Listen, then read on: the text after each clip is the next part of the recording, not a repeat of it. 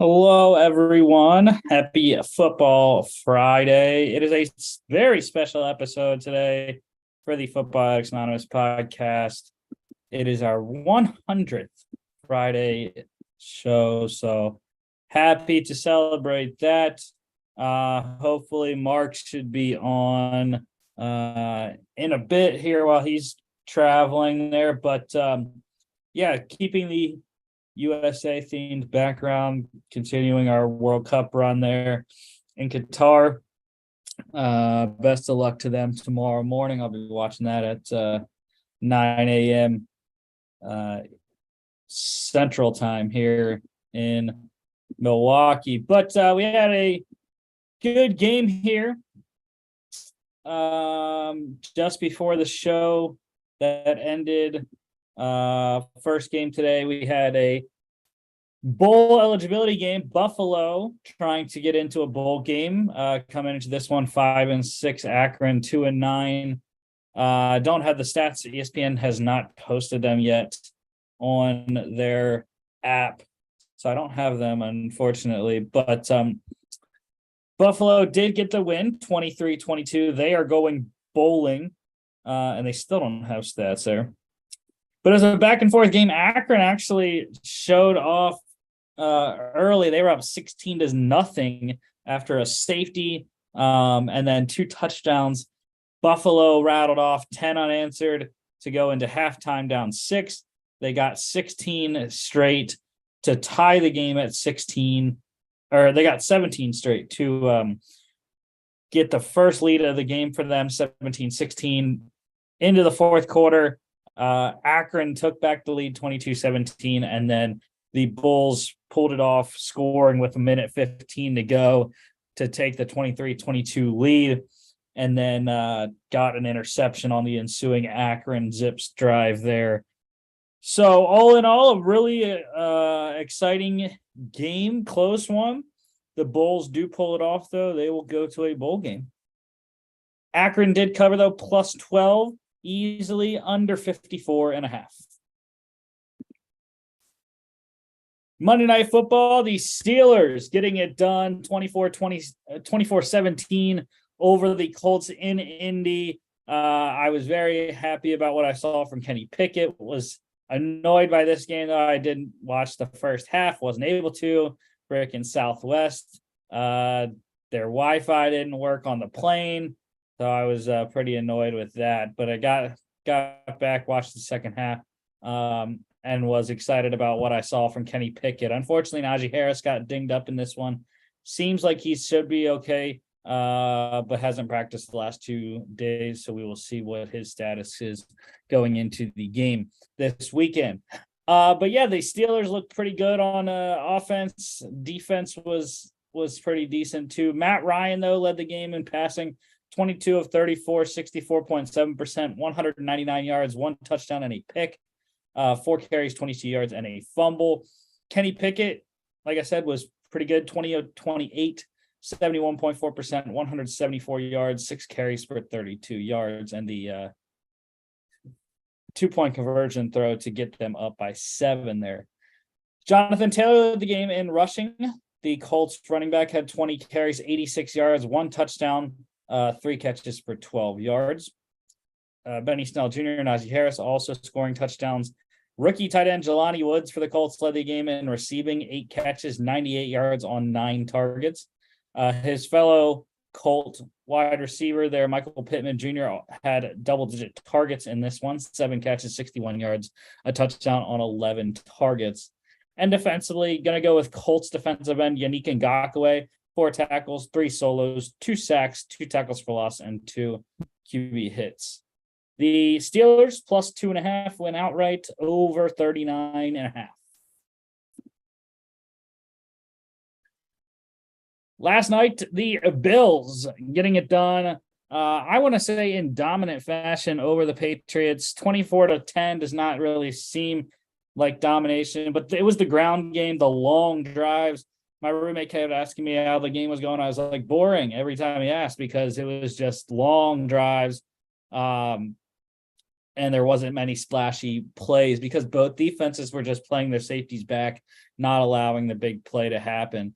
But yeah, the Bills did get to 9-3, trying to keep pace with the Dolphins, who have a big matchup against the Niners this weekend, which we'll talk about. But Josh Allen for Buffalo, 22 of 33, 66.7%, 223 yards, 2 touchdowns, 8 carries, 20 yards, and a fumble. Mac Jones for the Patriots, 22 of 36, 61.1%, 195 yards, and a touchdown. Bills rookie running back James Cook led the game in rushing, 14 carries, 64 yards, 6 catches, 41 yards on 6 targets. Leading the game in receiving was Bills wide receiver Stephon Diggs, 7 catches, 92 yards, a touchdown on 9 targets there. Defensively, I want to mention 2 guys. Patriots linebacker Josh Uche, 7 tackles, 6 solos, 2 sacks, 3 QB hits. He is my defensive player of the game. But how about rookie corner Marcus Jones out of Houston, 5th-round pick, 1 tackle, 1 solo. It was a solo tackle and a pass deflection. But on offense, 2 catches, 51 yards, and a touchdown, first career touchdown for him on his first offensive touch of the season. Very dynamic player. Bill Belichick knows how to get the best out of his players, putting them in special roles. Bills covered -4, under 43.5. A lot of news. College football, we got a lot of stuff going on. Starting out on a somber note here, Florida quarterback Jalen Kitna, son of longtime NFL quarterback John Kitna, was arrested this week on child pornography charges, 2 counts of distribution of child exploitation material, 3 counts of possession of child pornography. He faces a possible 15 years in jail and a $10,000 fine. Serious charges put on Jalen there, who has now been dismissed from the Gators football program there. You just hope that they're not true at that point, but got to see what the legal process plays out. And not something you want to have happen to anyone, but to see what plays out there. The college football playoff is officially expanding. The Rose Bowl signed an agreement to expand the playoff to 12 teams in starting with the 2024 season, not the 2024 playoff, but the 2024 season, which would be the 2025 college football playoff. Just a refresher on how that is going to work. 6 highest ranked conference champions. The top 4 ranked of those get byes. The next 6 highest ranked teams get in as well. That's your 12 teams there. The 4 first round games will be played at home stadiums. And then the bowl sites, the 6 rotating bowl sites will host the quarterfinals, semifinals, and championship games. The quarterfinals and semifinals, the championship games already have their locations. But the quarterfinals in 2024 potentially are the Fiesta, Peach Bowl, Rose Bowl, and Sugar Bowl. The semifinals would be the Cotton and Orange. And then 2025 quarterfinal sites would be Cotton, Orange, Rose, and Sugar. And then semifinals would be Fiesta and Peach. Bad news for Michigan going into their Big Ten championship game against Purdue tomorrow. Michigan, their running back Blake Corum, he is out for the season, undergoing knee surgery. What is up, Mark? How's it going? Can you hear me? Yeah, I got you. It's pretty good this time compared to some of the other times you come on.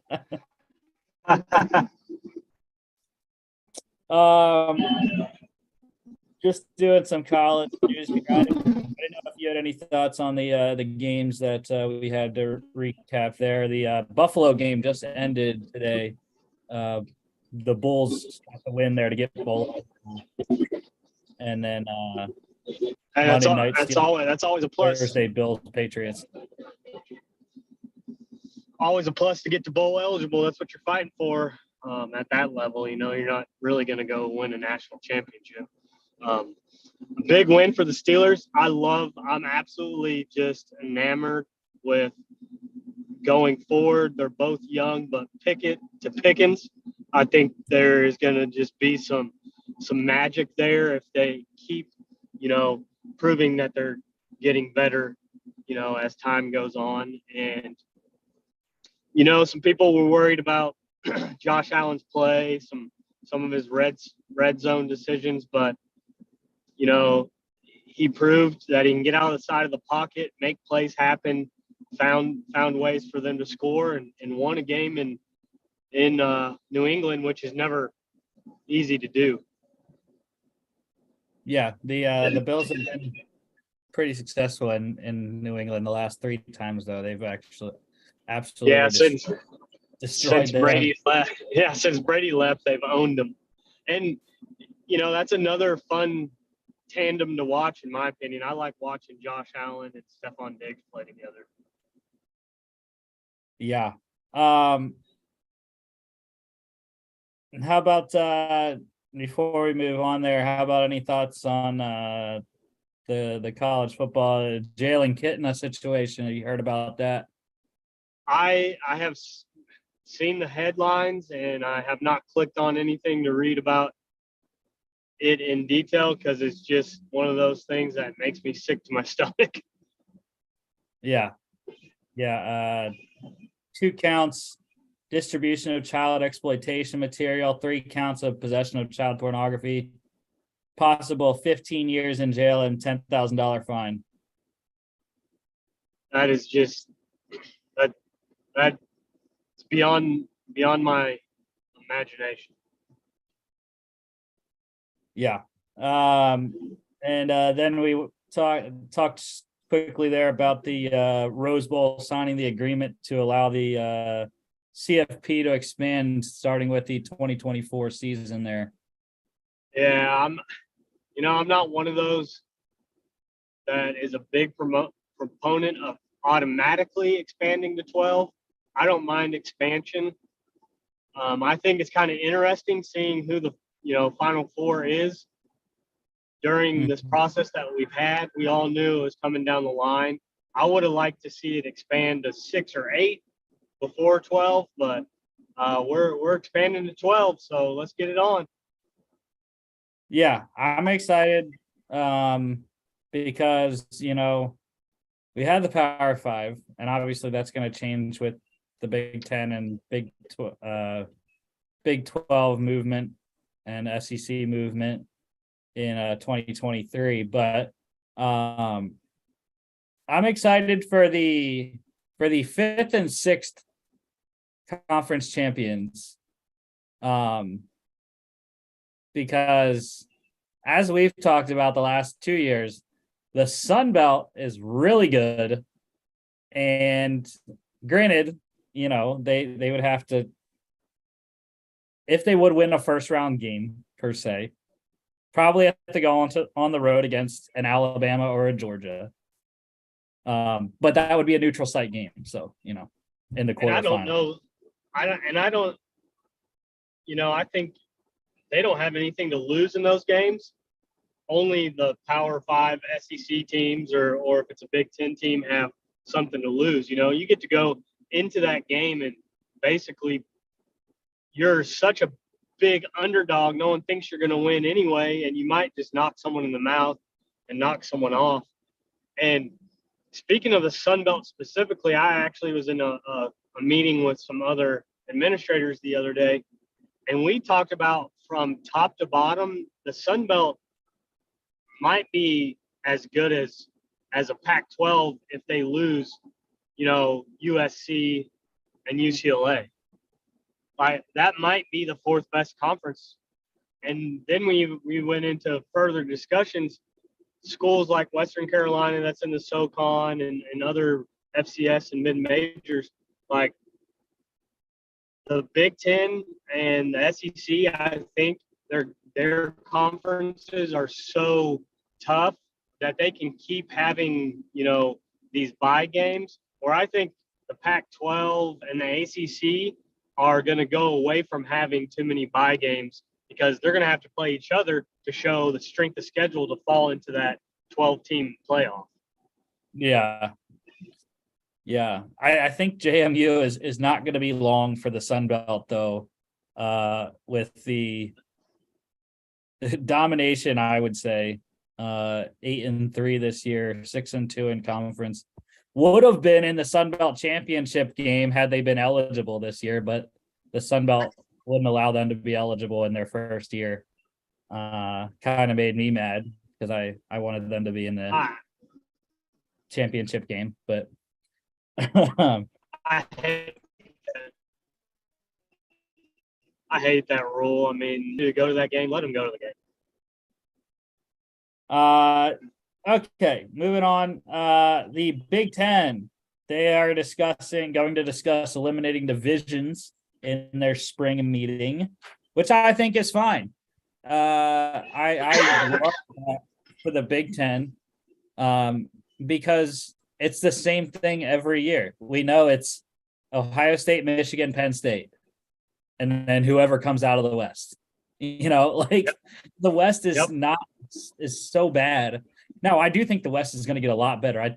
I told people this when we saw Matt Rule get hired in Nebraska and Luke Fickell to Wisconsin. That is going to bring those two programs up exponentially, I think, especially Luke Fickell at Wisco. If they get a quarterback, which, as we'll talk about in a second there, a lot of quarterbacks in the transfer portal already, and it hasn't even officially opened yet. Coming up on Monday here, officially the transfer portal opens. But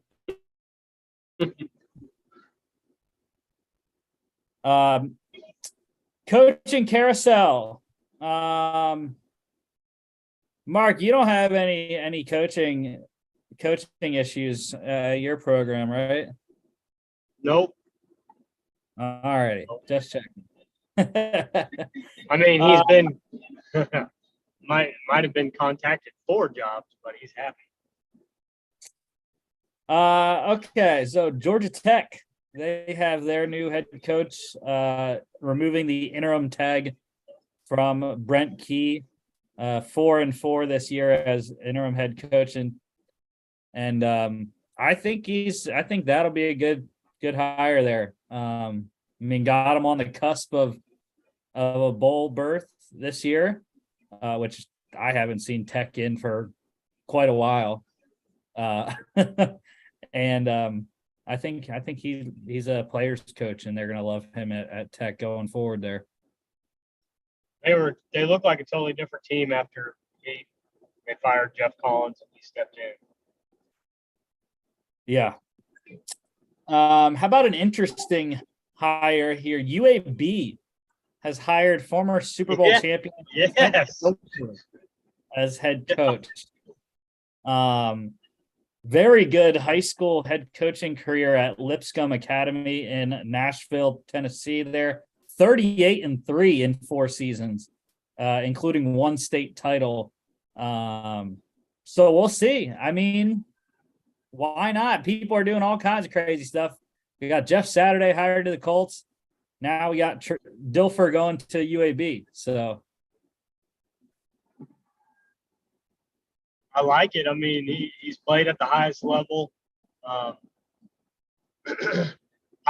curious when the state title was because he played for a championship yesterday. Was it yesterday that he won, or did he get another one? I'm not sure. Gotcha. I'm not sure. Some firings here. Texas State is looking for a new head coach. They have fired head coach Jake Spavital, 13-35 in 4 seasons. Pretty paltry there, including a loss that I picked. I lone wolfed them last week. That didn't work out too well against Louisiana. So, Tulsa has also fired their head coach Philip Montgomery, 43-53 in 8 seasons there with the Golden Hurricanes, 1 American Conference Championship appearance there. They already have their new head coach, though.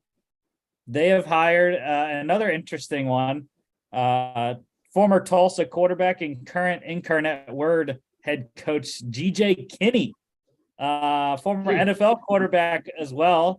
I know he had a stint with the Eagles. I remember him coming out there. 10-1 this season with the Cardinals, though. At UIW, they are currently still in the playoffs, which will preview their playoff game coming up.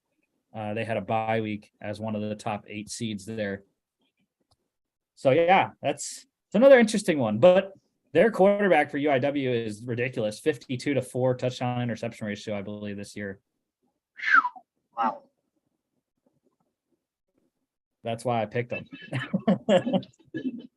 Okay. Western Michigan is looking for a new head coach. They fired head coach Tim Lester, 37-32 in 6 seasons. Just couldn't live up to row the boat. PJ Fleck, the predecessor to PJ Fleck there, or the successor, I should say, not predecessor. Also looking for a new head coach is UNLV. They have fired head coach Marcus Arroyo, 7-23 in 3 seasons in Las Vegas. I thought they were making progress. The couple games that I watched from them this year, but apparently it wasn't enough progress for the athletic director there.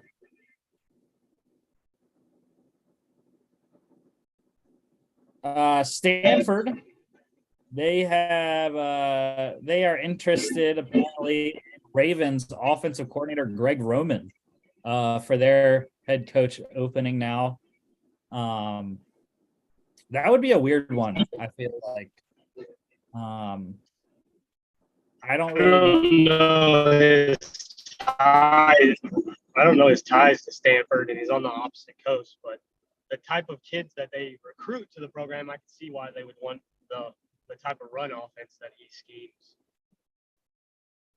Yeah, the connection would be Jim Harbaugh, Right.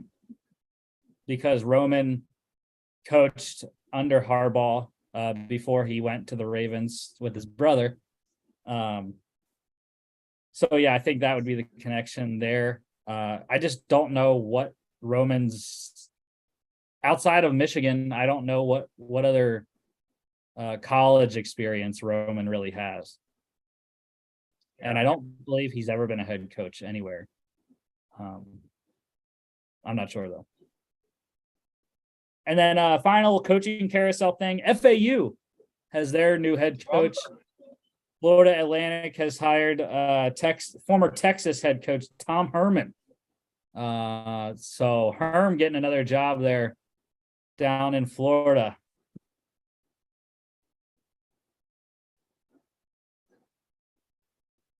See if he can hold on. see if he can get the Owls going back in the right direction there. One NFL draft note here. Penn State quarter Joey Porter Jr. He will forgo the Penn State's bowl game. Don't know what bowl that is yet, but assume it will be a New Year's Six. But he will forgo that bowl game, going to prepare for the 2023 NFL draft, of which he will be a first-round pick, as many think, and as do I. We have the Art Broyles finalists for the top assistant coach in college football. The 5 finalists are Georgia offensive coordinator Todd Monken, Illinois defensive coordinator Ryan Walters, Michigan defensive coordinator Jesse Minter, TCU offensive coordinator Garrett Riley, that's Lincoln's brother, and Tennessee offensive coordinator Alex Golesh. You know who my pick is, considering what I'm wearing here. I think Georgia offensive coordinator Todd Monken should win it. Innovative, has Georgia flying high, and yeah, I think Monk would be a great guy to win that award there out of those 5. We also have the Biletnikoff finalists for the top wide receiver in college football. They are Ohio State wide receiver Marvin Harrison Jr., 72 receptions, 1,157 yards, and 12 touchdowns. Tennessee wide receiver Jalen Hyatt, 67 receptions, 1,267 yards, and 15 touchdowns. And how about Iowa State wide receiver Xavier Hutchinson, 107 receptions. That's ridiculous. 1,171 yards and 6 touchdowns. I think Hyatt is probably going to win it because of the touchdowns, and he has similar receptions to Harrison, has the most yards of the three. I think that's probably who I would pick. Now, Marvin Harrison Jr. is probably a better player overall, but in terms of this award, in terms of what the stats look like, I would probably go with Jalen Hyatt for that award there. Transfer portal, we have a bunch of guys announcing they are transferring. Like I said, the portal isn't officially open until Monday on December 5th. But the list of guys here: Kentucky running back Kavosiey Smoke, Virginia quarterback Brennan Armstrong. I'm so excited to see where Brennan Armstrong goes. I think he is a gunslinger, a left-handed quarterback there, and I love his arm strength there, as you can see by his name, Armstrong. Michigan quarterback Caden McNamara, he has announced that he has already picked his destination, and it is Iowa.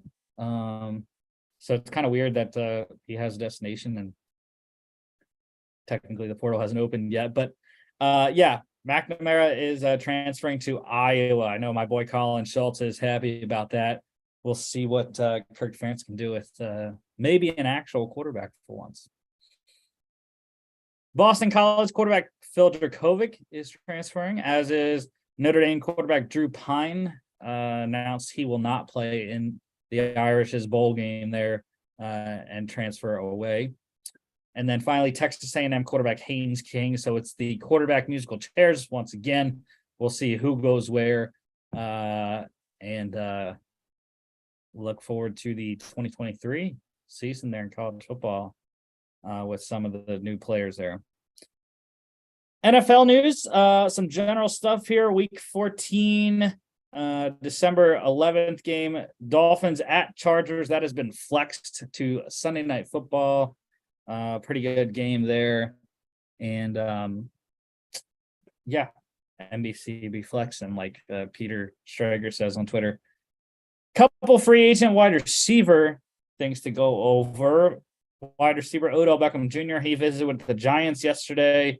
It was weird. He was still with the Giants today. I was told that he was going to be visiting the Bills today and that he would visit the Cowboys on Monday. So the fact that he's still with the Giants today, maybe that's nothing to read into, but maybe it's not. Maybe he's going to stay in New York, help the G-Men, his former team that drafted him, help them out there.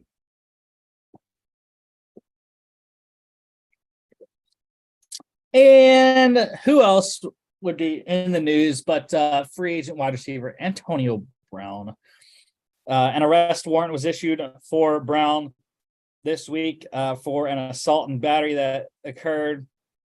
Not a surprise, really. I mean, he has had issues and incidents before with assaults. So, yeah, it's really not surprising or shocking there, in my mind anyways. Some IR activations, opening practice windows here. Cowboys wide receiver James Washington, Eagles rookie defensive tackle Jordan Davis, Buccaneers defensive back Logan Ryan. I'm really hoping we can activate Davis off of IR.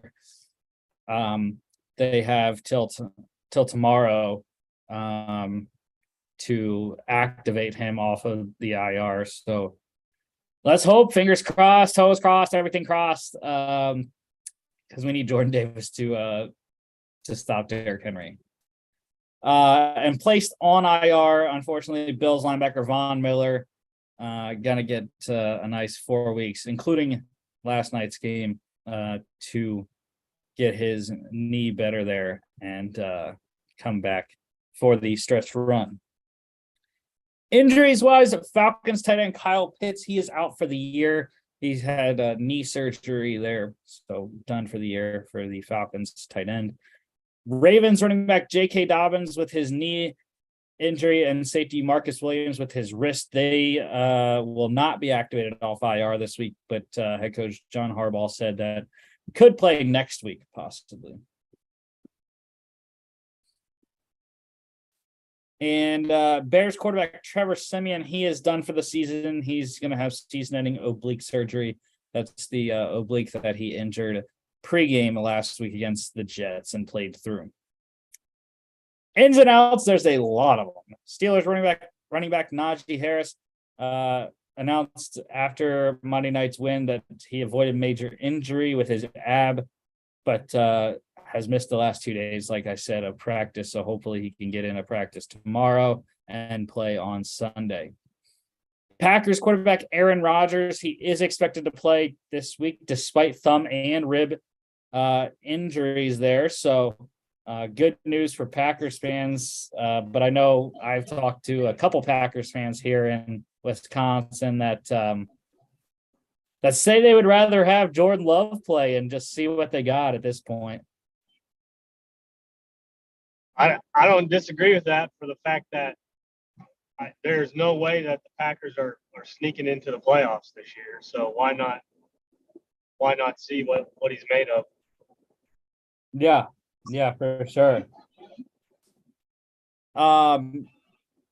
Steelers running back Jalen Warren, he is expected to play this week. Just with his hamstring injury coming off that, would be the starter if Najee Harris is out.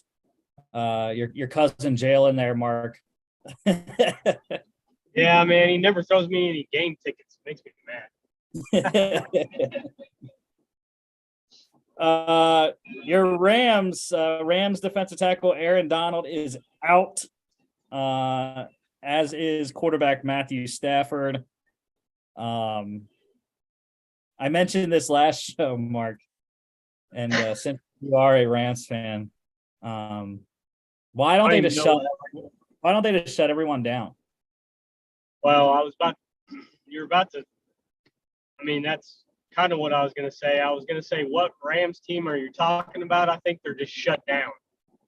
They're awful. They're atrocious to watch. You can't complain because not everybody wins a Super Bowl. So they won a Super Bowl last year. But we all know that they gave away every asset to help them in the future to win that Super Bowl. And the year afterwards, we are paying for it. Yeah, that's what you get when you don't build through the draft and you build through trades instead.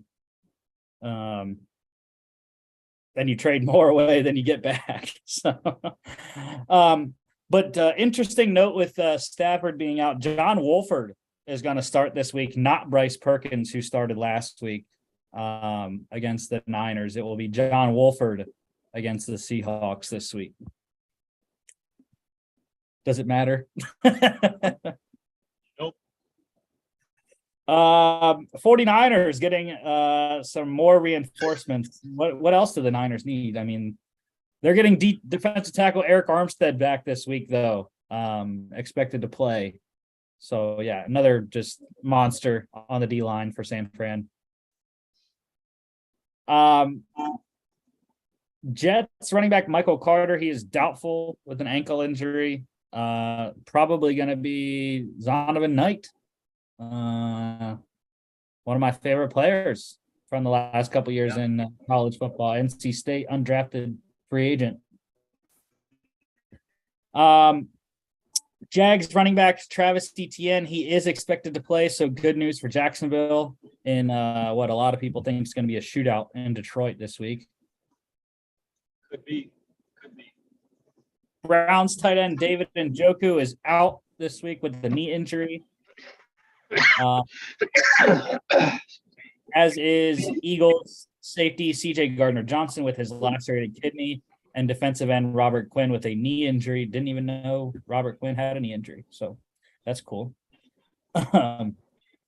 Bengals running back Joe Mixon is questionable with concussion. The head coach Zach Taylor announced he was still in concussion protocol, but the weird thing about his quote was he said, "We're going to take it on a 12-hour by 12-hour basis."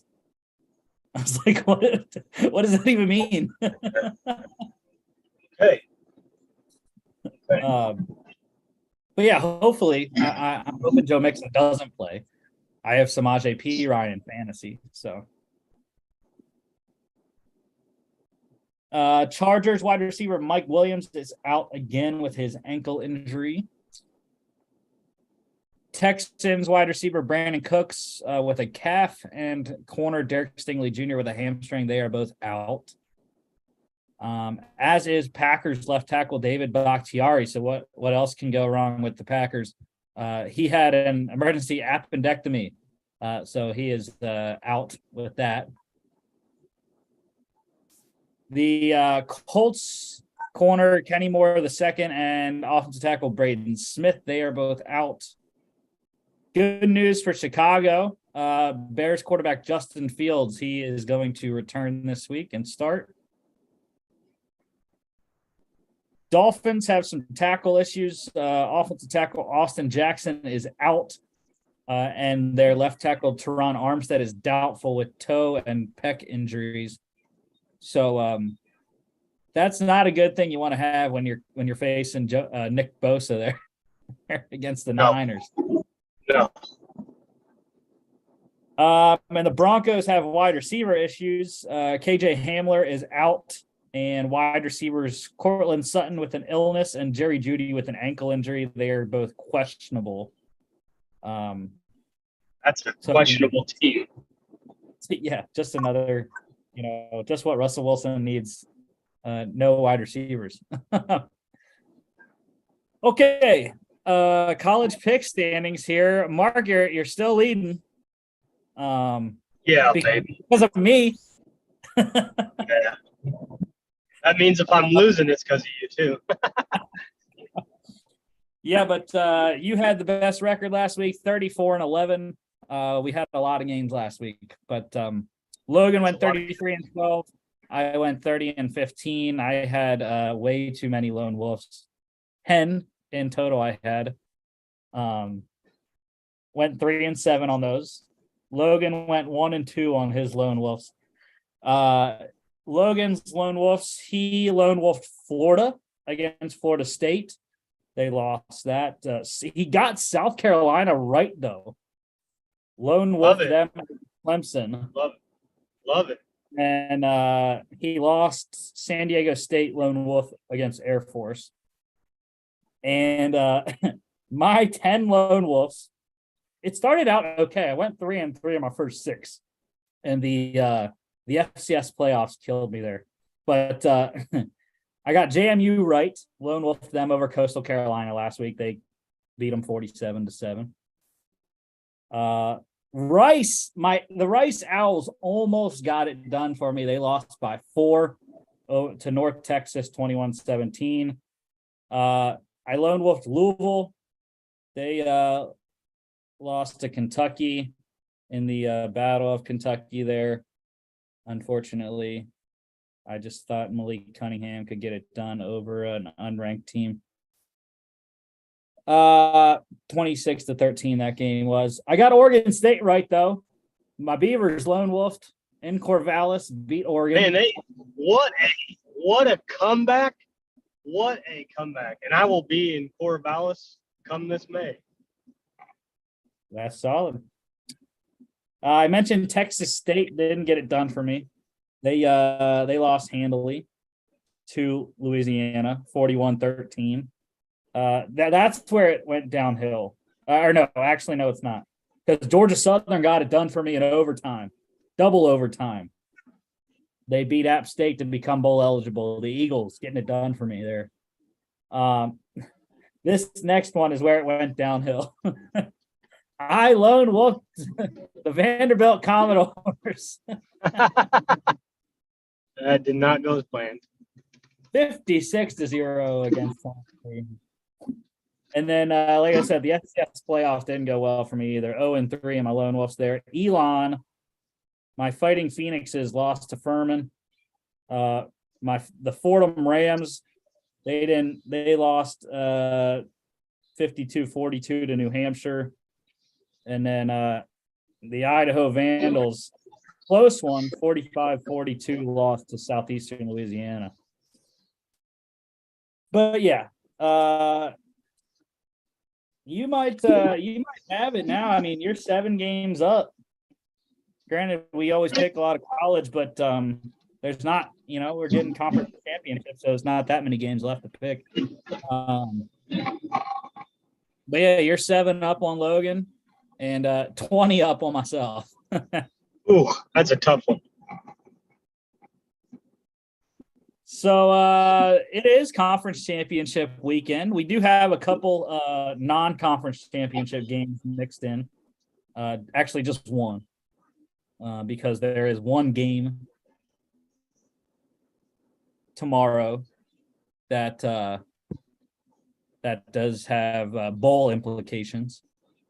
But starting off today, Conference USA Championship.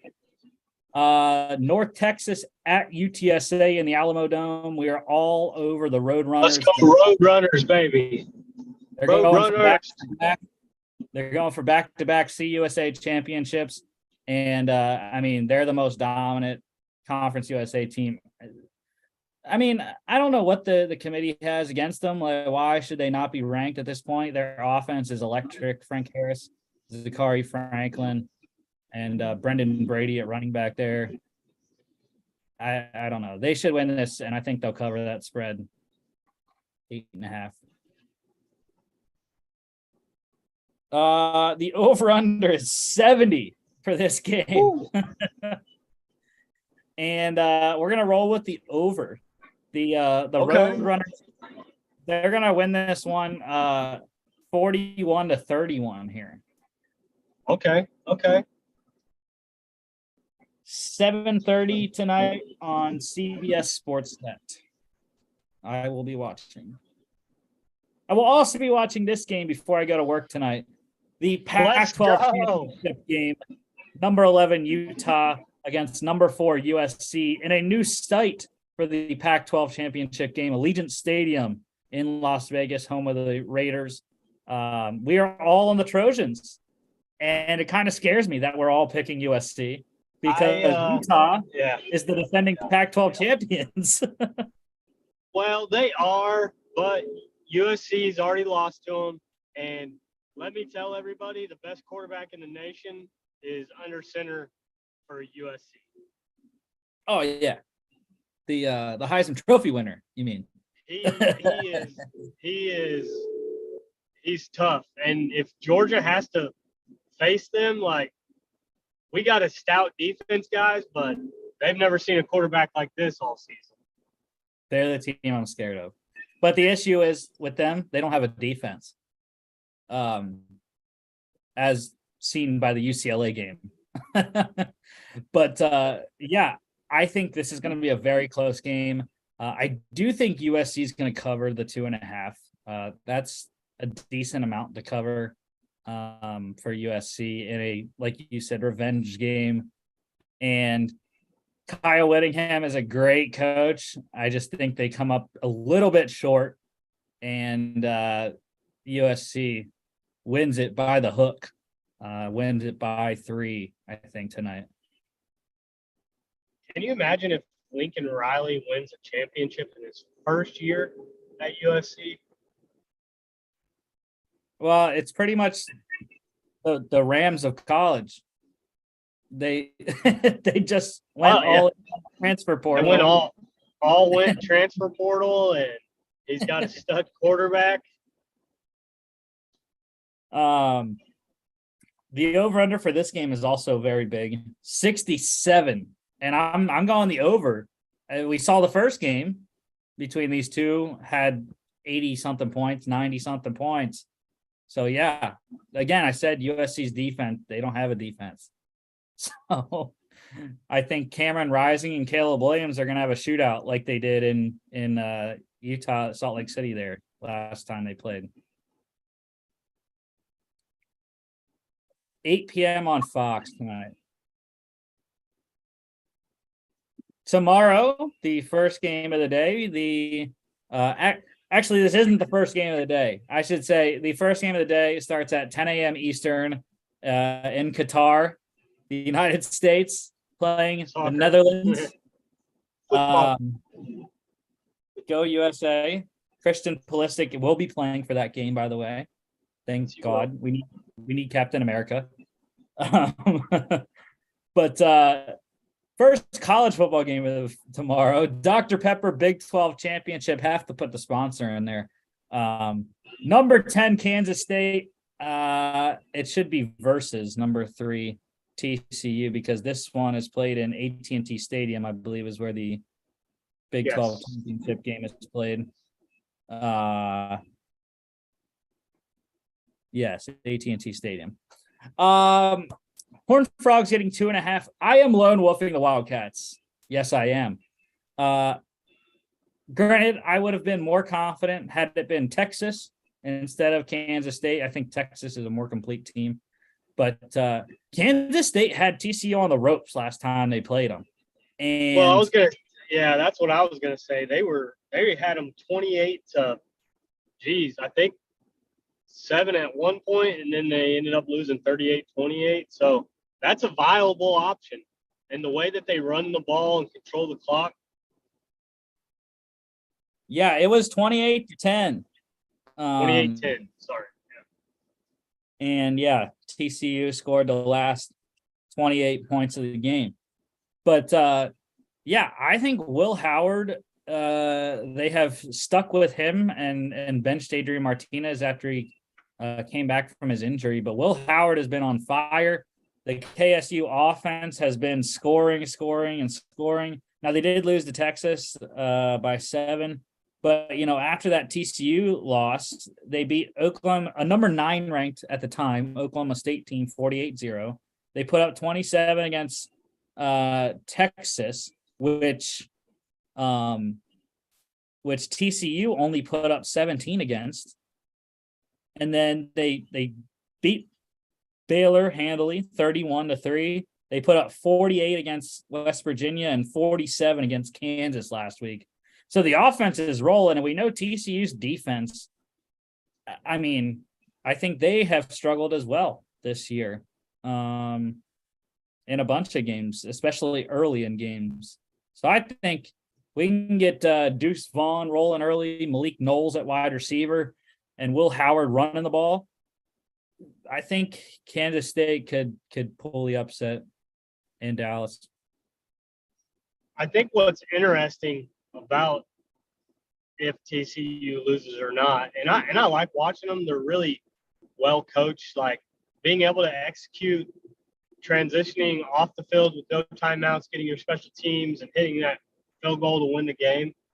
Is they actually have the number 1 strength of schedule in the top 4, but would they remain in the top 4 if they lose this game?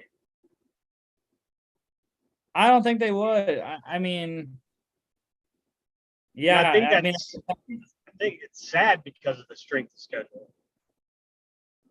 It's tough because of what you have behind with Michigan blowing out Ohio State. And someone mentioned on 247 Sports, which I've started following a lot. What if Kansas State blows out TCU? Like, well, then that's different, right? Than them maybe losing on a last second field goal, right? If it's close, I think TCU still gets in a loss. But yeah, it's an interesting scenario. If Kansas State just rolls them somehow, I don't know.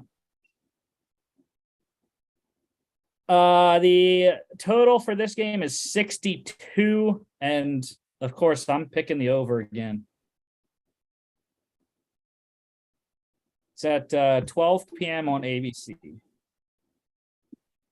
How about some action? MAC championship game, Toledo against Ohio at Ford Field in Detroit. It's a clean sweep. We're picking the Bobcats as the underdogs, technically. Let's go. Rockets are a 3-point favorite, but I like Ohio. Kind of a gut pick, And it's also a difficult situation with Curtis Rourke being out for the season for the Bobcats. But DeQuan Finn has had turnover issues. He's thrown 12 interceptions this year. And Ohio won their last game with their backup quarterback. They beat Bowling Green 38-14 to advance to the MAC championship games. And CJ Harris, the quarterback that replaced Curtis Rourke in that game, or started that game because of Rourke's injury, looked very good, especially when he ran the ball. So I don't think there's going to be any downturn in quarterback play for Ohio, and I like the Bobcats here.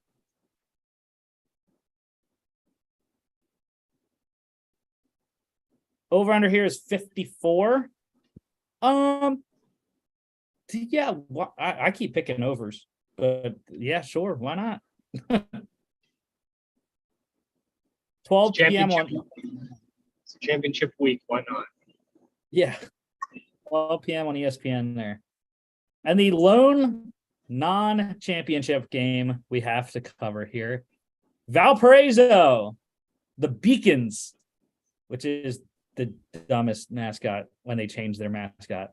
Yeah, that's weird. So weird. The Beacons at New Mexico State. The Aggies are one win away from bowl eligibility. How about that? My guy, John Babington, our resident New Mexico State alumnus. Yeah, I mean, New Mexico State has kind of sneakily been cruising along here. And I didn't put their game on there last week because I didn't think they had another game scheduled, which they didn't, I don't believe, when I looked, and they were 4-6. But I guess they called up Valpo, who is not in the FCS playoffs, and they're like, "You want to play a 12th game?" And they're like, "Sure, we'll take your money." And yeah, New Mexico See State. if I can get below. Yeah, that'd be crazy, man. If New Mexico State gets bowl eligible. A weird year. Don't have a network for that game, but that game is on 3 p.m. at 3 p.m. Sunbelt Championship game. This one would be so much more fun. I already said it if JMU is in it. Because then I could pick the Dukes. But Coastal Carolina at Troy. Sunbelt is a conference where the top team hosts. So Troy, this will be in Troy, Alabama. And I have you Lone Wolf in the Chanticleers, Mark. Let's go, Till Nation. We are running with former Mullet and McCall, baby. If it was Grayson McCall, I would pick the Chanticleers, but it's not. I know. He's injured until their bowl game. Maybe even not that, depending on what bowl game they get. But I like the Trojans here. Troy has been on a roll. Gunnar Watson at quarterback. Kimani Vidal has just run over everyone. And that's what they're going to do here. They're going to run the ball with Vidal, supplement it with Watson in the passing game. And being at home is a big deal. And I think the Trojans get it done over Coastal Carolina.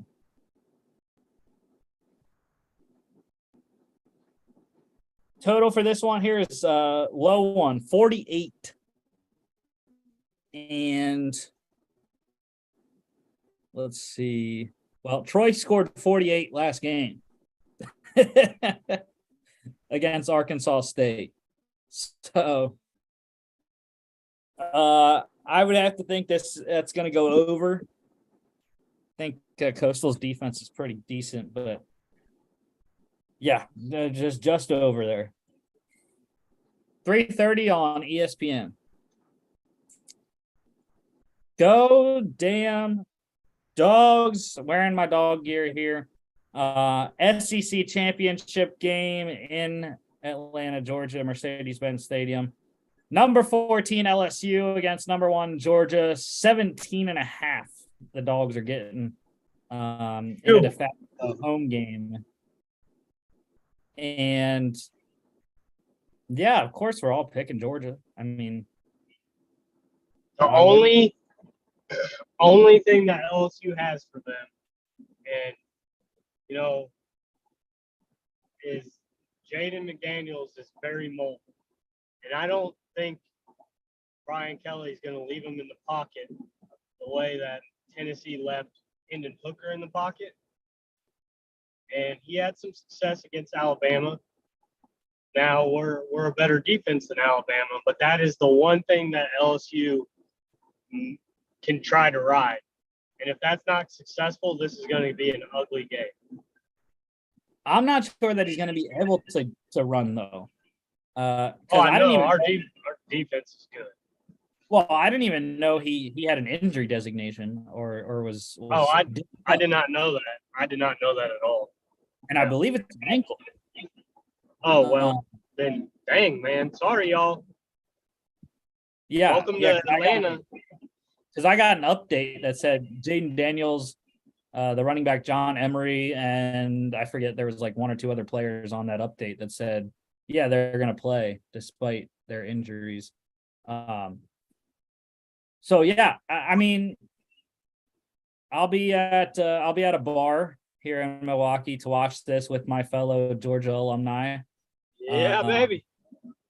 Remember our UGA Milwaukee chapter watch party. But yeah, go Dogs. We're finally gonna win an SEC championship, I hope. Because I haven't seen us win an SEC championship since I've been a Georgia fan. So do you know when the last one was? Yeah, we when we got Was it 17 there when we went to the Rose Bowl? Yeah, when we beat Auburn, we got revenge. We beat Auburn for the SEC championship. Okay. Yeah. My first year on campus. The total for this one, 52. That's tough. I'm going to go under, though.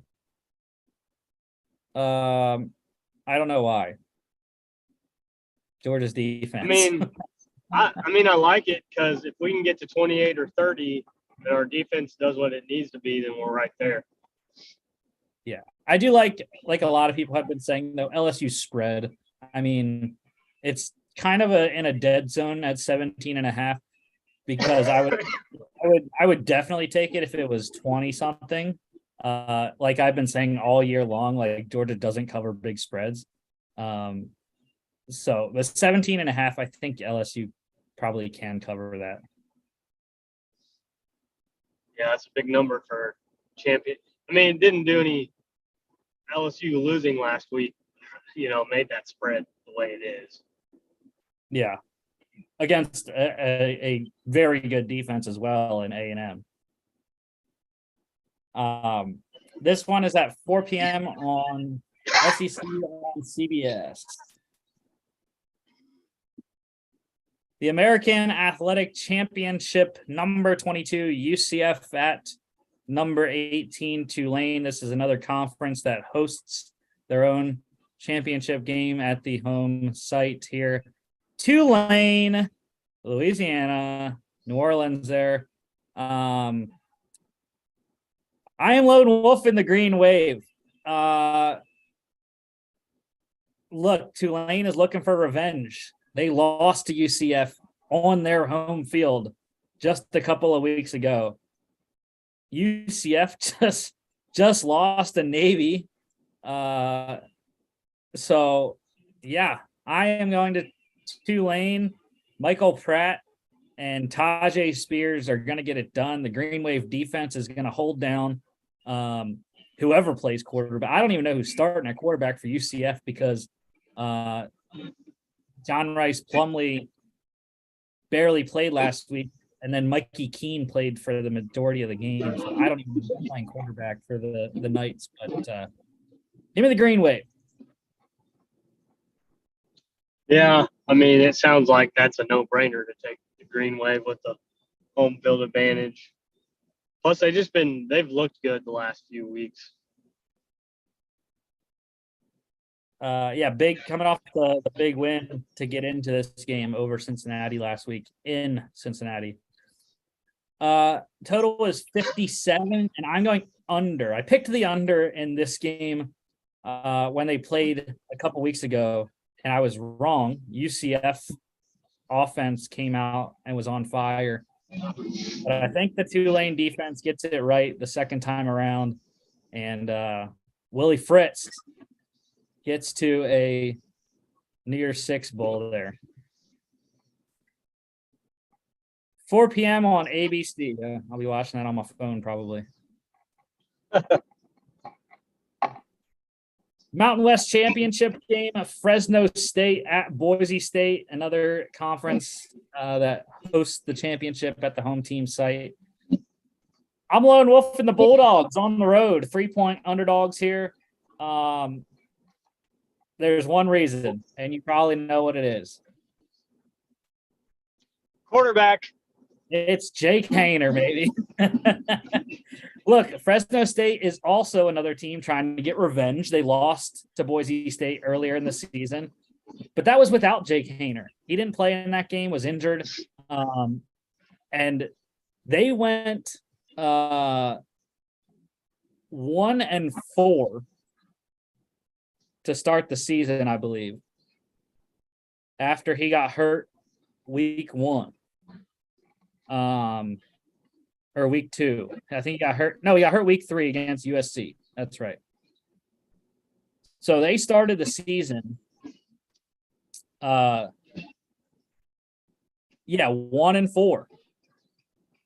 And they have since held on to beat a couple teams, and he finally came back, and they've won 7 straight. They're on fire. They just shut out Wyoming 30-0, and Wyoming's a 7-5 team.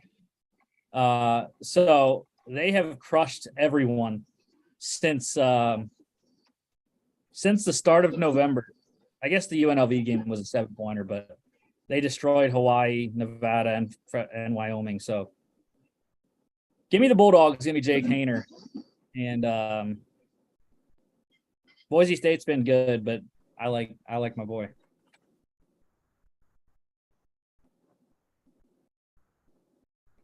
Total for this one's 54.5. I'm going to go with the over. Jake Haener wins in a shootout like he did against UCLA last year. 4 p.m. on Fox. How about that? Mountain West getting a Fox slot. Yeah. Also going to be on Fox. Probably the massacre of tomorrow. The Big Ten championship game, Purdue against number 2 Michigan. And Michigan, the Wolverines are 17-point favorites. Everyone and their mother is picking Michigan. But I want to tell you a stat, Mark. You know who the head coach is at Purdue? Yes. Why can't I think of his name? Is it Brom? Jeff Brom. That is correct. Jeff Brom. Do you know what Jeff Brom's record is against top 3 schools? It's winning. I know it's a winning record. How about 3-0 type of win? Let's go. 2018, they crushed Ohio State 49-20. Number 2 Ohio State 49-20. I remember that. 2021, they crushed number 2 Iowa 24-7, and in that same season they beat number 3 Michigan State 40-29. Uh-huh. Now I'm not saying anything. I'm not saying the Purdue Boilermakers are gonna go into Indianapolis and just annihilate the Michigan Wolverines. but I am saying there's a chance. Hey, and and it wouldn't make me mad. It would just be probably the biggest upset in maybe Big Ten championship history. And the thing is, Purdue is on a 3-game winning streak. They beat Illinois, Northwestern, and Indiana. And it's Purdue's defense. I think the big difference, Purdue's defense is pretty underrated. And I told my friend who's a Michigan fan, I was like, if there's one way that Purdue does win, it's they play good defense against Donovan Edwards in the Michigan running game. And Aiden O'Connell plays like Drew Brees, Purdue Drew Brees. That's how Purdue wins. Yeah, that's true. So I hope Drew speaks to Aiden before the game, because I will be pulling for Purdue, even though I don't think they're going to win. Because I hate Michigan. Over-under is 52, and I'm going to go with the over. Last year, Michigan absolutely annihilated Iowa. So, yeah, over 52. 8 p.m. on Fox. Last FBS one here, the Subway ACC Championship. How did Subway get that sponsorship? But number 9 Clemson against number 23 North Carolina. This one's at Bank of America Stadium in Charlotte. And I'm going with the home team. I am lone wolfing the UNC Tar Heels to beat the Clemson Tigers. Drake May. Hey, I would not. It's definitely. I don't even know if that's. I guess the rankings is an underdog, but 7.5 point dog. Clemson's offense is abysmal, man. Yeah, and I think Mac Brown calls up Shane Beamer and asks him how South Carolina he calls his dad guy. He calls dad and then calls the son and says, "All right, give me the scoop." Yeah. I mean, you gotta have those state schools helping each other out there. So yeah, again, Carolina's on a pretty bad run right now. They've lost 2 out of their last 3. They've lost the last 2. I mean, they were close games though. You know, they lost by 4 to Tech after being up 17-0. And you know, the Battle of North Carolina, they lost in double overtime by 3 to NC State. So, I mean, yeah, I think it's going to be closer than what people think. Carolina will cover at the very least, plus 7.5.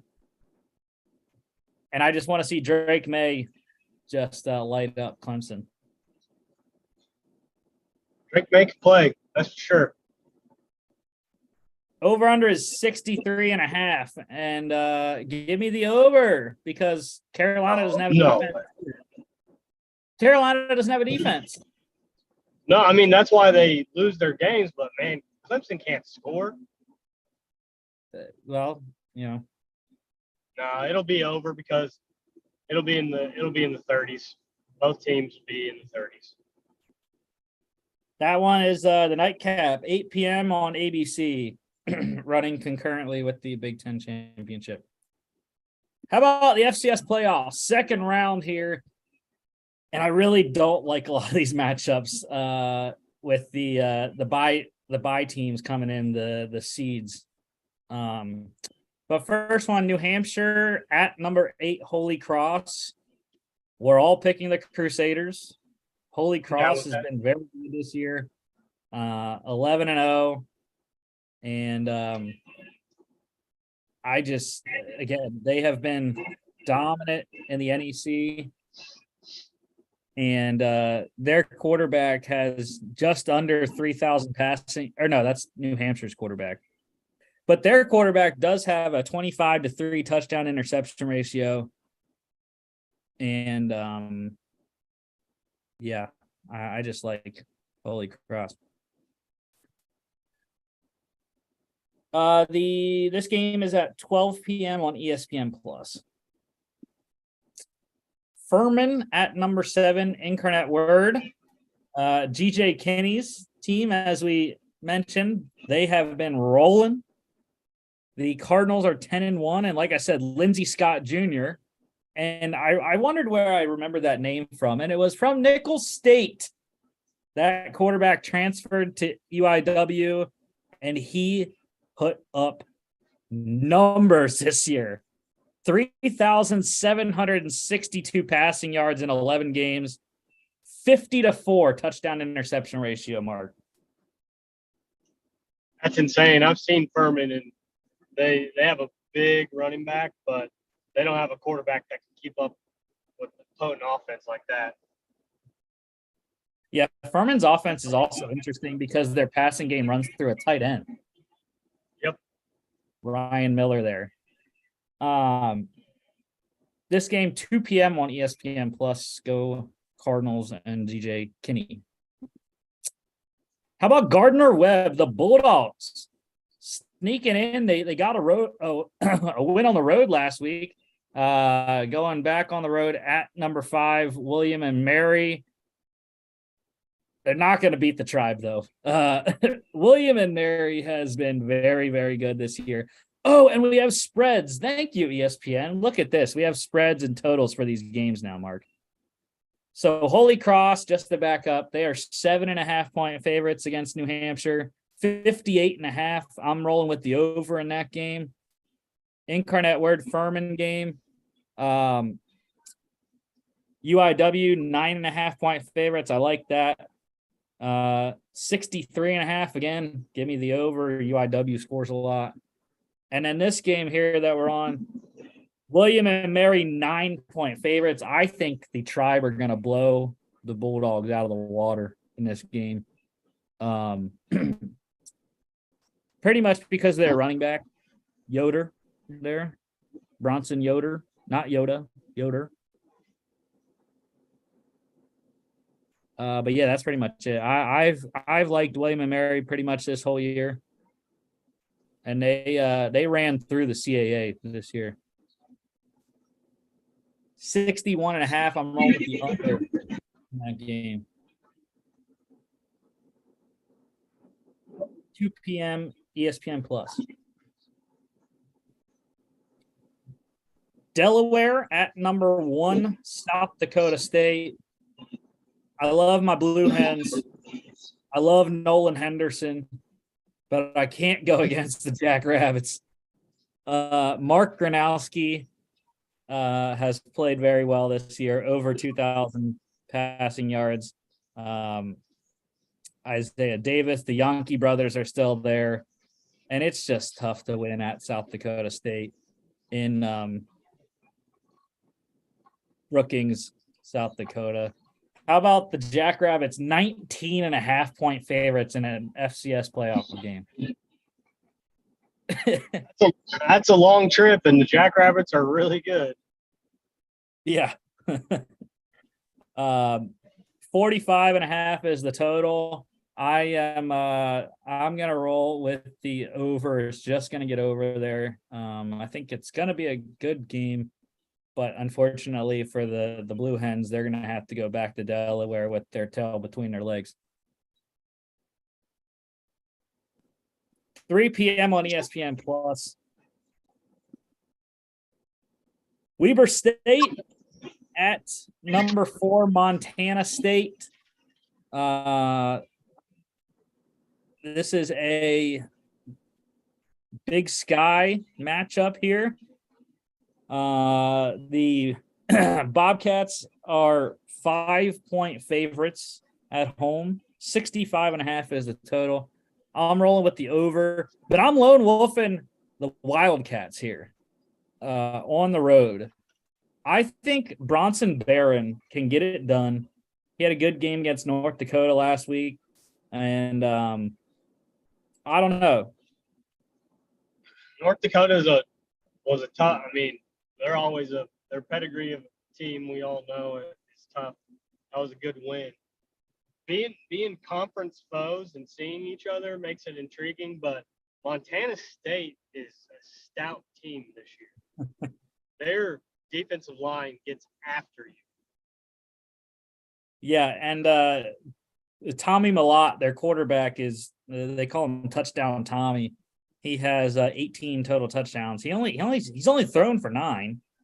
And he's rushed for 9 though too. I think he got hurt though midway through the season. Great atmosphere in Bozeman, Montana. Yeah, but I'm rolling with the Wildcats. They're the only road team I'm picking this week. Again, I don't really like most of the matchups against the seeded teams. Southeastern Louisiana, or I forgot to say Montana State, Weber State, that's 3 p.m. ESPN Plus. Southeastern Louisiana at number 6, Samford. We're all on the Bulldogs. Samford all day. As you know, the Bulldogs quarterback, Michael Hires, 3,280 passing yards, 35-3 touchdown interception ratio. The real deal. 10-1, the Bulldogs, they get it done at home. It's only a 6.5 point spread on this one. Probably because the kid that's come in to play quarterback, Eli Sawyer, the freshman for Sela, has done a nice job. 11-1 touchdown interception ratio, 1,605 passing yards. Their running back has scored 13 on the ground as well. But 63.5 is the total. I'm going with the over. This one I think is going to be a shootout in Birmingham. This game is at 3 p.m. on ESPN Plus. Montana at number 3, North Dakota State, and no one's picking the Grizz. How could we? We have to pick the Bison at home in Fargo. That place is absolutely crazy, the Fargo Dome. Cam Miller, 10-2 touchdown interception ratio.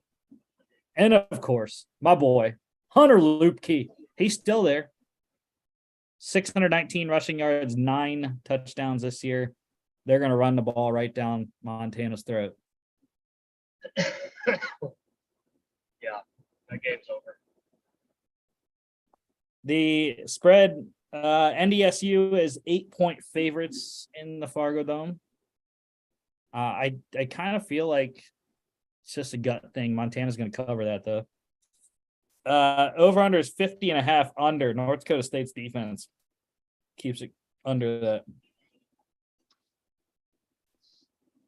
This game is 3:30 ESPN Plus. We have one non-FCS playoff game. It is the SWAC championship game. It's interesting. I think I mentioned this before the season started, or during the season when we were covering FCS games, and we covered a Jackson State game.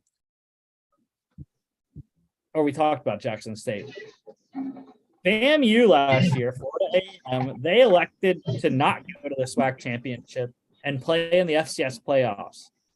Jackson State, however, this year has not done that. They elected to play in the SWAC championship game, not play in the FCS playoffs. I didn't really understand that. I think Jackson State would have had a very good opportunity and chance to win the FCS national championship, I thought, with the way that they had been rolling at 11-0. And I mean, this game isn't going to be anything. I mean, Jackson State already beat Southern. Southern is at number 10 Jackson State. And it's a home game for Jackson State, you know. They beat Southern 35-0 3 weeks ago. It's not going to change. I mean, there's got to be, I don't know, man. Dion always has some power move or something in mind when he's making these decisions. Maybe it's having an undefeated season. I don't know. Maybe it's losing money because they have to travel to all the, to whoever's hosting the game. I don't know. Yeah, I mean, it would have made it interesting to see if the selection committee would have placed them in a seed and given them a bye, or at least, I think at the very least, even if they wouldn't have been a seeded team, they still would have received a first round home game because they are the number 10 ranked team in the stats poll.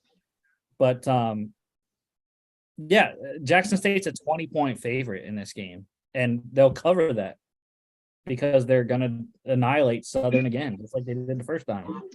Yeah, I agree. 50.5.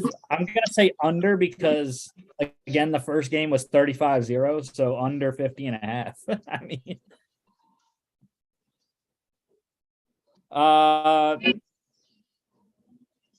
4 p.m. This one's national TV, ESPN2. And maybe that's the reason. That's some primetime TV money. Maybe. And the last game of the second round FCS playoff games here, Richmond, the Spiders at number 2 Sacramento State. I absolutely love Sacramento State, Mark. 11-0. They've never been this. They've never gone this far undefeated. I talked about that when they got to 9-0, I think, for the first time ever in program history, and now they're 11-0. They are absolutely killing people, and Sacramento State's actually my pick for the FCS National Championship. So I'm excited. The Hornets are gonna sting the Spiders in this one and get it done. East Coast against West Coast, and let me tell you, the number 2 seed for Sacramento State is well deserving. Yeah, they're 17-point favorites. And then the total is 53.5. I'm rolling with the over. Their running back, Cameron Scatabo, he's been a beast. And then they got the quarterback Dunaway there. Dunaway and Asher O'Hara, their running quarterback as well. I think the Hornets get it done. And it's going to be interesting. More than likely, we'll see at least one upset of the seeded teams. I just think that a lot of the games aren't very good in the second round here. Yeah, the higher seed, the talent disparity is a lot different than it has been in the previous years. Yeah. This game 5 p.m. on ESPN Plus, so it's a relatively early game out there in Sacramento. 2:00 local time there. NFL pick standings. Yeah, I'm losing these ones too. I did, however, tie Logan with the best record last week, 8-4. You went 7-5.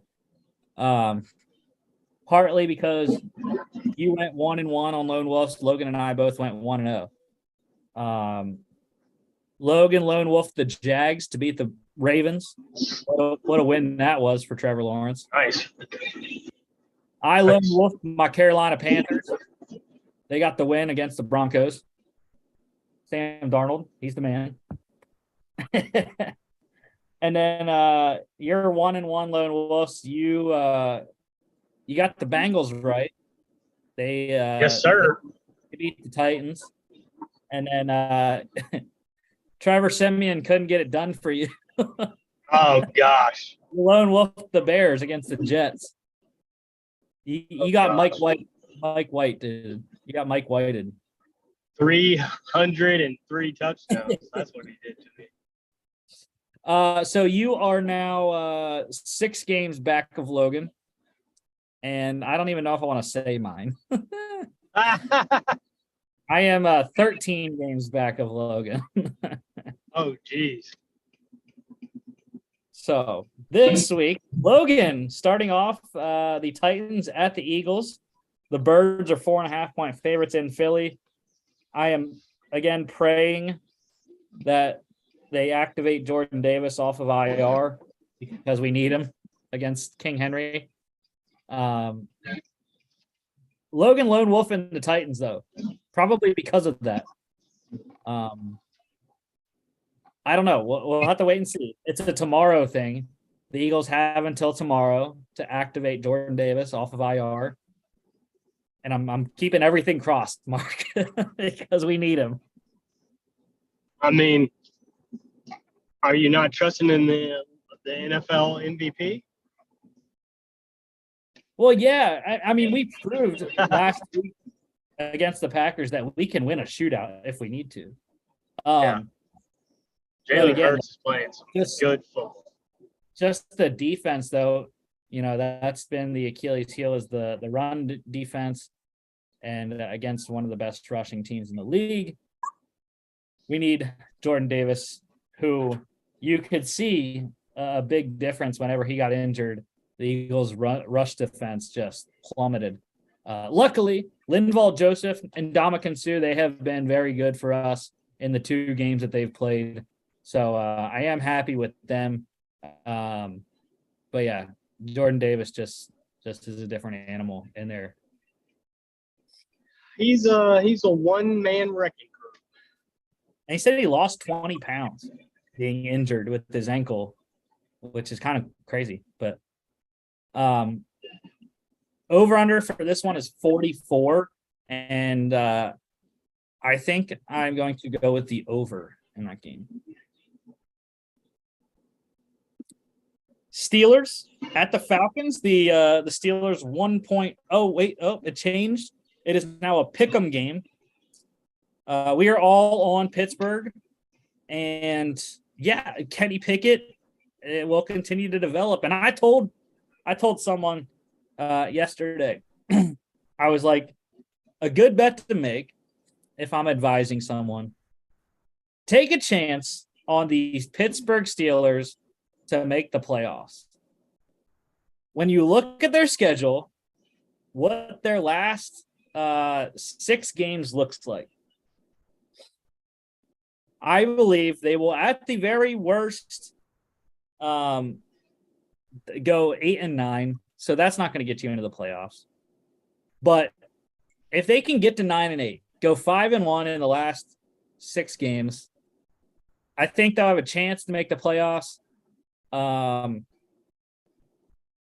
I'm just saying that you give Mike Tomlin a chance, and I think he's going to take it. How many times do they have to play the Bengals or Ravens in the last 6 games? They've already played the Bengals 2 games. They played both of them. They still have to play the Ravens twice and the Browns once. 5-1 is going to be tough. You're basically going to split with, I guess your one loss could come from the Ravens. That's what the banking is, because otherwise we play the Falcons, Panthers, and Raiders in the other 3 games. I think all 3 of those are very winnable. Yeah, I agree. They're very winnable. But anyways, this game specifically, though, I think the Falcons' defense isn't very good. They got run over last week by the Washington run game, Brian Robinson and Antonio Gibson.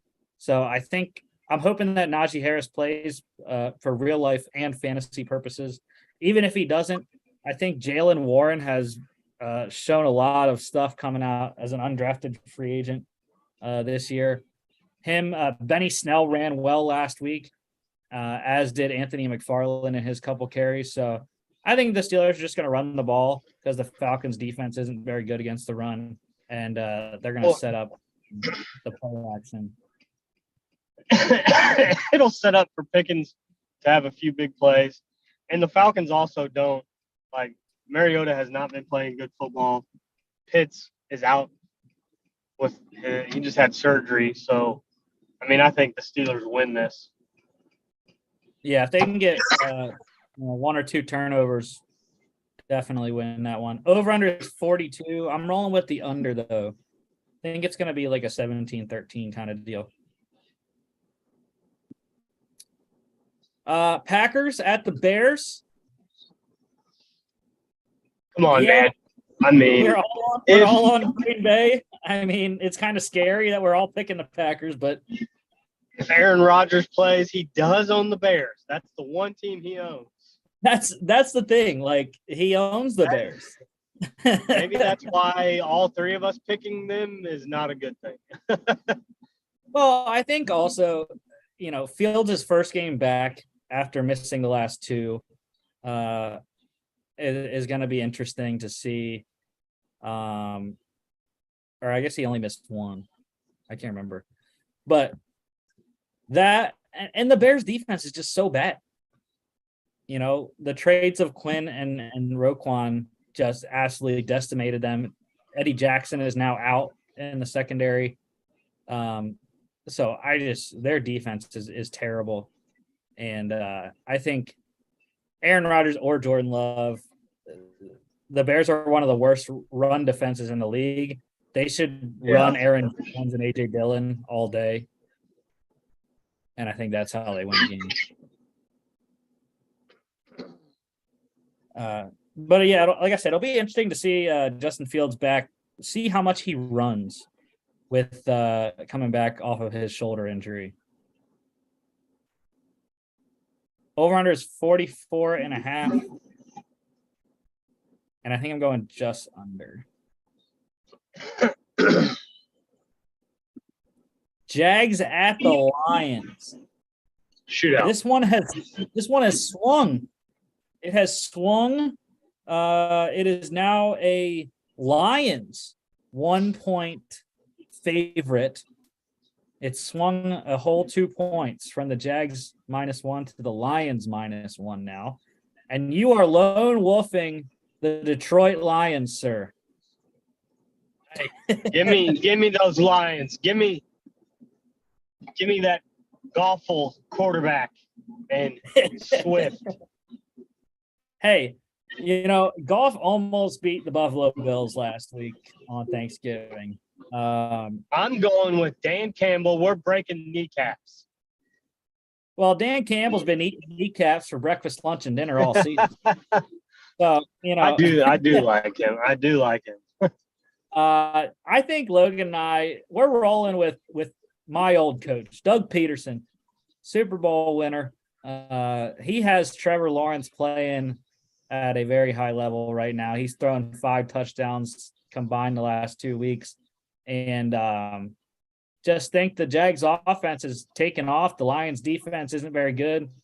And I think they're going to take a lot away from that game that the Lions played last week against the Bills and use some of that Josh Allen stuff with Lawrence here.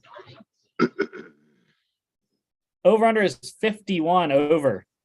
It's a shootout in Detroit. Not the bad kind either. Oh, Hey, I'm allowed to make that comment because I live in Milwaukee. Jets at the Vikings. And how about Logan here? Lone wolfing Mike White and the New York Jets going to Minneapolis. I don't know why he did that, but Logan's more right than he is wrong. So yeah, I think the Vikings absolutely crushed the Jets actually. But hey, the Jets do have a good defense. However, the Vikings are actually a solid team. Jets are one of those that, hey, we're trying to get into the playoffs because of our defense, and it's going to take Mike White having a good game, that's for sure, or the defense is going to have to cause a lot of turnovers.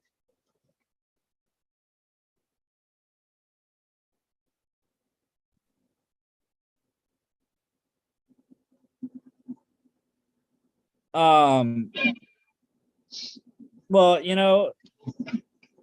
the Vikings are 8-0 in one-score games, which is just ridiculous. So if the spread comes into play, the Vikings will win. So that's what you and I have to hope for a close game, because that means the Vikings are going to win it. Yeah. Total is 44.5. I'm rolling with the over. I like points in this game. There is a matchup in that game that is going to be just a fun one to watch, because Sauce Gardner is going to cover Justin Jefferson. Yeah. And those are two of just elite talents at a young age in the NFL. As long as I don't have to listen to the Sauce Gardner Buffalo Wild Wings commercial anymore, I'm good. That commercial is so annoying.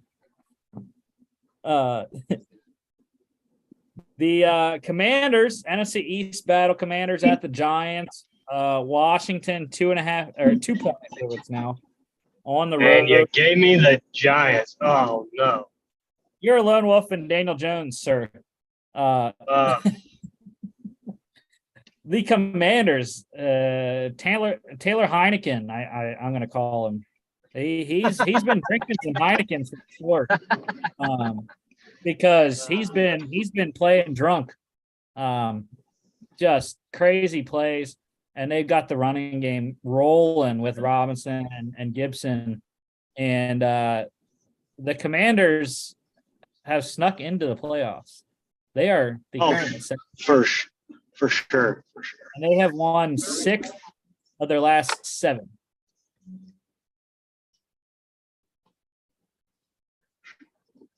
I don't know if they're going to be able to run the ball as effectively against the Giants with Leonard Williams in the middle there, but I do think Heineke makes enough plays. The Giants still don't have any receivers,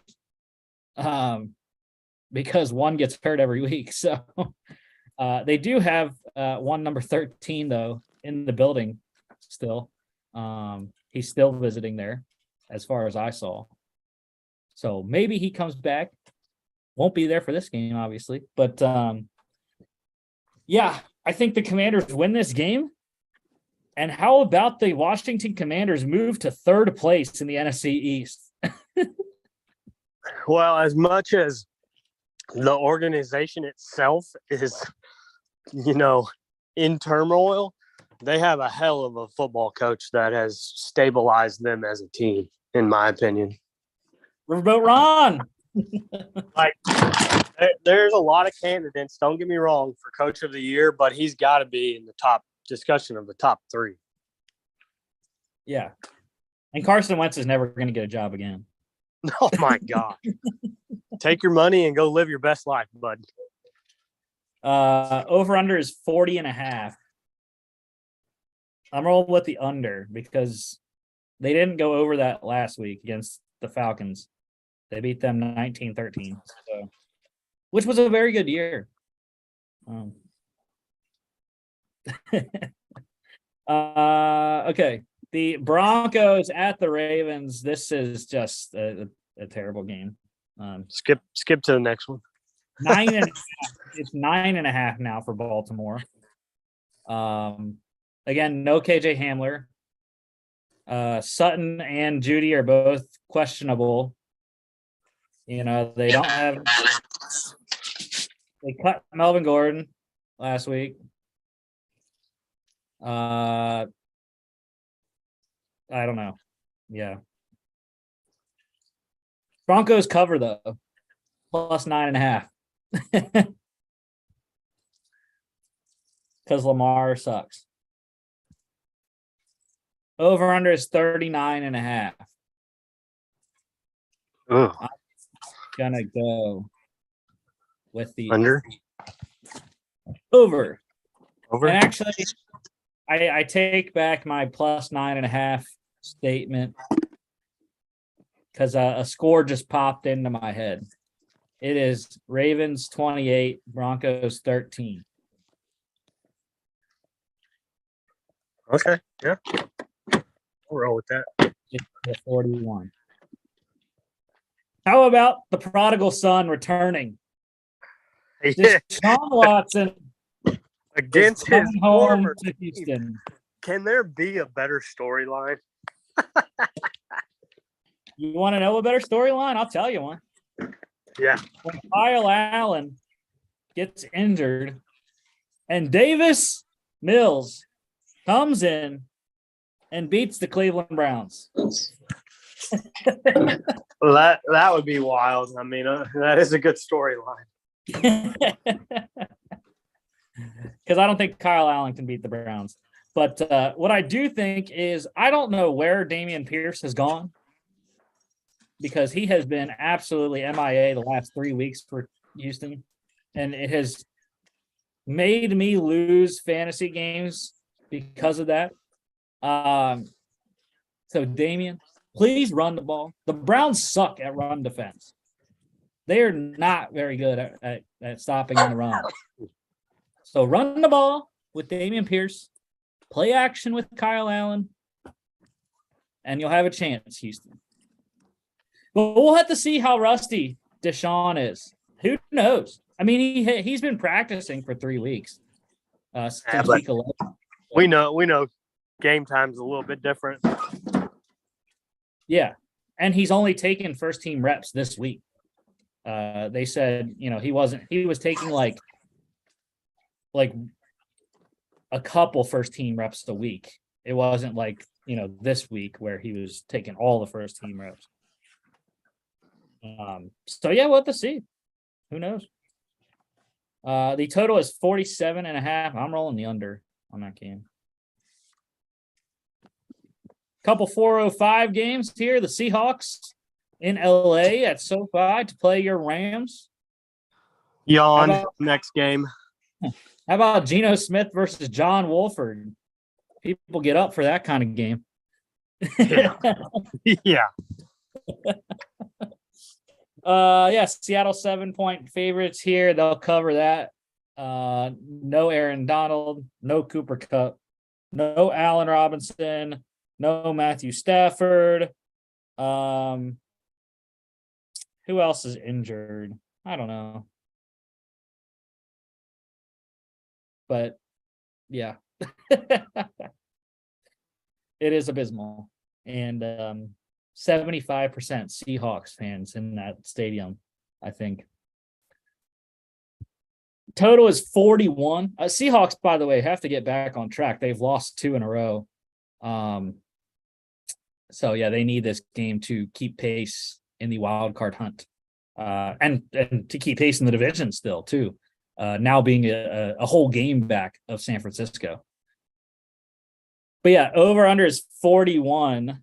Do you think the Rams have enough to push that over? Absolutely not. No faith whatsoever. Okay, Dolphins at the 49ers. Louis Riddick is calling this the game of the year. I don't think it's going to be actually that good. Logan is lone wolfing the Sunshine State team here. He's rolling with the Dolphins. You and I are on San Fran. And in terms of my Eagles, the 49ers are the team that scares me. The only team in the NFC that scares me. There's not very many weaknesses. Jimmy G spreads the ball around. They run the ball with CMC and Elijah Mitchell. They can throw it to anyone at any point. Kittle, Ayuk, Samuel, Jawan Jennings. I mean, it's their defense is pretty unstoppable too with Bosa, Armstead coming back now. And yeah, I just don't know. I mean, obviously they're facing a really good offense, but I'm thinking the Niners, the Dolphins defense is the weakest unit in this game.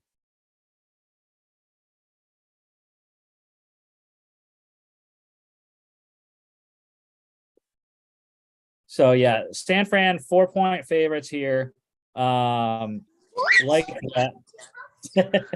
I think. Sorry, my boys just ran in. The intriguing part of the game for me is the fact that the new Dolphins coach, Mike McDaniel, is from San Francisco under Shanahan. And so he's going to know a lot of the schemes, even though they change their plays each year, things like that. So knowing your opponent and the intricate working of it and the talent on both teams, I think it's, like you said, Louis Riddick is saying it's the game of the year. Yeah, I think it's going to be funny because they're both going to do the same exact thing. They're going to run the ball, and then they're going to play action off of it. That's exactly what both offenses are going to do. It's again, I think the Dolphins' defense is the weakest unit on the field in this game, and I think that's how the Niners win. Is they just I don't remember what coach said it before, but if you score more points than the other team, you're bound to win. So the total is 46.5, and I am rolling with the over. I think it just goes over though. 49ers win this 27-20, gets the over by the hook. 425 games.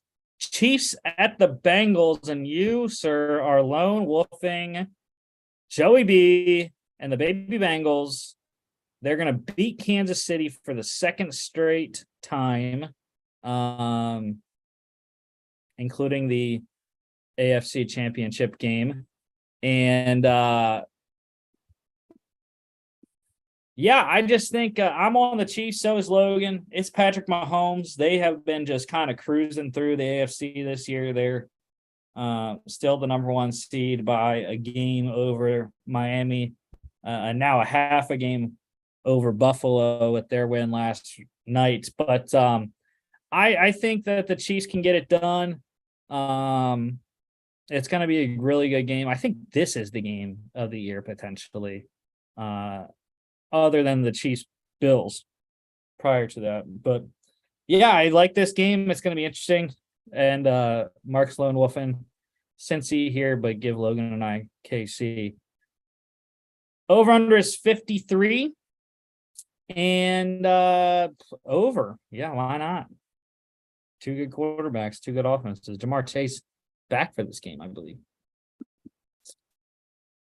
AFC West matchup, Chargers at the Raiders. I am alone wolfing the Las Vegas Raiders. Yes, I am. The Chargers are one of the worst run defenses in the league. Hence, I'm going with the league's rushing leader in Josh Jacobs. The Raiders get to 5-7, and all of a sudden, people are looking like the Raiders have a chance at the playoffs. Yes, they will. I'm not saying they'll make it because the Steelers are going to make it over them, but just like they did last year. But yeah, the Raiders win this one at home at Allegiant Stadium. Josh Jacobs runs wild once again, and Derek Carr and Davante Adams do just enough to get the win. No Mike Williams once again for LA. I think that has not really hindered their offense too much because DeAndre Carter has done a nice job in that wide receiver 2 role. I think Keenan Allen's been a little dinged up too as well with an ankle. So yeah, I just think Justin Herbert had a great comeback last week against Arizona, but Vegas gets it done running the ball. On this one, over under is 50.5. I'm going with the under in this game. 23-20 Raiders win. Sunday Night Football. I hate that this game is Sunday Night Football. Why couldn't we have flexed this week, NBC? Because this game is absolutely terrible. The Cowboys, I think, are going to just crush the Colts. It's in Dallas. If we were in Indy, I'd give the Colts a chance, but I don't think they really have any chance in this game. I would love them to win, but I can't pick them. The Cowboys are the much better team. They should win this game handily. I mean, we could have flexed some of these games. The Titans, Eagles, you could have flexed that. I know they didn't want to go to Philly back-to-back weeks. But Titans, Eagles, you could have flexed in Dolphins, Niners, Chiefs, Bengals. We had some options. But hence we are here. 44.5 for this game. And give me the under. Cowboys win 31-10. Best bets of the week. Worst week in quite a while, y'all. I was over 500 last week, 15, 14, and 4. Back to being 2 games below, 15, 17, and 4 now, 0 and 3 last week. It was just terrible. Bucks minus 3.5 at the Browns. They lost outright in overtime to Cleveland. They should have held that game. They were up 7 late, couldn't hold the lead. Walk-off touchdown by Nick Chubb in OT. Falcons +4 at the Commanders. They lost by 6. Thought they were going to get that one there. And then Chargers -3 at the Cardinals. They won by 1 point, 25-24. So, yeah, wasn't very good week. Couple close ones there and one not so close. But we'll get them back this week. Steelers -1 at the Falcons. It's now a pick'em game, but I'll take the 1 point for Pittsburgh there. And, yeah, I like my Steelers. I mentioned Kenny Pickett. Mark likes the Pickett to Pickens connection. I do too, but run the ball and you will win, Coach Tomlin. Chiefs -2 at the Bengals. Yeah, again, it's a lower spread. I like that point there. Get the win in Cincinnati, help the Steelers in the division there, and wild card race as well. So, yeah, Chiefs -2 there in Cincy. And then the Cowboys -10.5 against the Colts. Probably not a very good pick there to take a double-digit spread in the NFL. But again, I just cannot see the Colts losing to the Cowboys by less than 2 touchdowns. So as much as I hate to do it, give me the Cowboys -10.5 against Indy. Lock standings. Yeah, Mark and I, we got ours last week. Mark continues his just crazy good record, 10-2 here, picking squares all year, man. Logan got his loss, so Logan is now 2 back. I am 3 back of Mark. Mark last week he picked the Niners over the Saints. I got the Chargers at the Cardinals right. That was a close one, but got it done. And then Logan was also like my best bets, a beneficiary of the loss by the Bucks in overtime at the Browns. So that was his lock last week. This week here, like I said, of course, Mark picking, more squares. He's picking the Browns. They're 7-point favorites at the Texans. Deshaun Watson. Sure, why not, Mark? You get an easy one. You're like Michael Irvin at this point here on our locks picks. Logan going with Seattle against the Rams. Another square pick. They're 7-point favorites at home. But I'm picking squares too this week, y'all. I'm picking the Ravens -9.5. Get it in by the hook there. So, yeah, we're all kind of squares this week. But hopefully we all can win one and get another win on that column there. Dog standings, yeah, I fell back to earth. I was with Mark 0-2. Mark is just absolutely terrible in dog picks. But Logan, he is now just 2 back of myself. I got to be careful here not to lose that lead. But, yeah, Logan is 2 back. Mark is 9.5 back there. So not worried about him. But Logan, he got his right last week. He picked the Jags +4 against the Ravens. Comeback effort there. They went outright in Jacksonville. Mark, he got the Bears +6 at the Jets. They lost by 21, 31-10. And then I picked the Titans +3 against the Bengals. They lost by freaking 4. So that was just a terrible bad beat, as Scott Van Pelt likes to say. This week, though, Logan and I are in lockstep +4. Dolphins +4 at the Niners. Again, I didn't pick the Dolphins. Logan lone wolfing them, so I kind of hope they lose outright and we go 1-1. They cover the 4 there. I really didn't like a lot of the dogs this week, though. However, Mark, he is +2.5, lone wolfing the Giants against the Commanders. That's a tough one there. 2.5 is always a tough spread. So good luck there, sir. And good luck to all of us here as we go about our dogs picks this weekend. Next week, we'll be back talking NFL week 13 wrap up with the Monday night game, Saints, Bucks, and the Thursday night week 14 kickoff, Raiders at the Rams. That is just a terrible Thursday night game. Back to the beginning of the season where we had just absolutely atrocious Thursday games. But we have to deal with it. So, yeah, we'll be back talking recaps of those games, talk all NCAA NFL news, and then we'll have the college football bowl game previews and NFL Week 14 previews as well.